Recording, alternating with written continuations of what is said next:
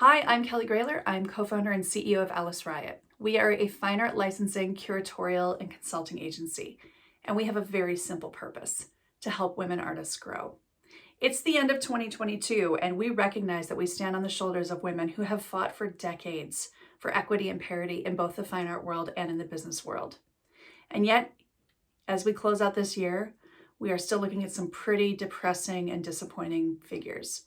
For instance, about 5% of all global fine art auction sales are for works by women artists, and fewer than 20% of all executive positions and board seats at major corporations who control the brands that are marketed to consumers are filled by women. And yet at the same time, we are incredibly bullish about the future when it comes to women. Here are a few points in terms of why we're so excited. Women today control nearly $32 trillion in worldwide spending.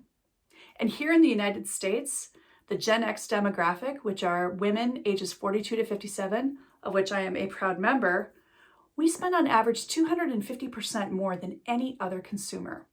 We are the most powerful demographic today in the United States. And here's where it gets even better.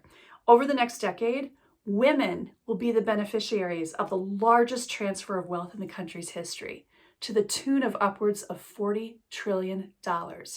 This means in roughly 10 years, women will control 2/3 of all consumer wealth in the United States. These shifts give us incredible power to influence change in both the art world and in the consumer marketing world. Because increasingly, the art collector and the consumer are one and the same, and they're both female. And that's what gets us excited at Alice Riot.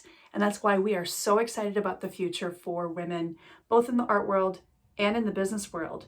Because as the financial power continues to shift, we're going to see stronger equity for women across both. Right now, we are super excited at Alice Riot about the fact that there is this new archetype for art collectors. They're not just looking for a piece to hang on a wall.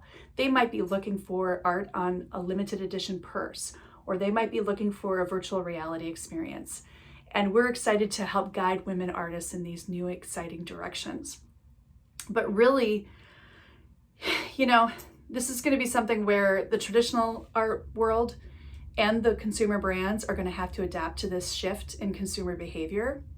And that's where, when we think about it, we don't see a fourth wave necessarily of feminism. We think it's going to be a riptide. And it's going to give us so much power to help improve this world, especially for women and girls who live in places where their basic human rights are being denied. So as far as we're concerned, it's a great opportunity, and we can't wait to dive into it. Let's fucking go.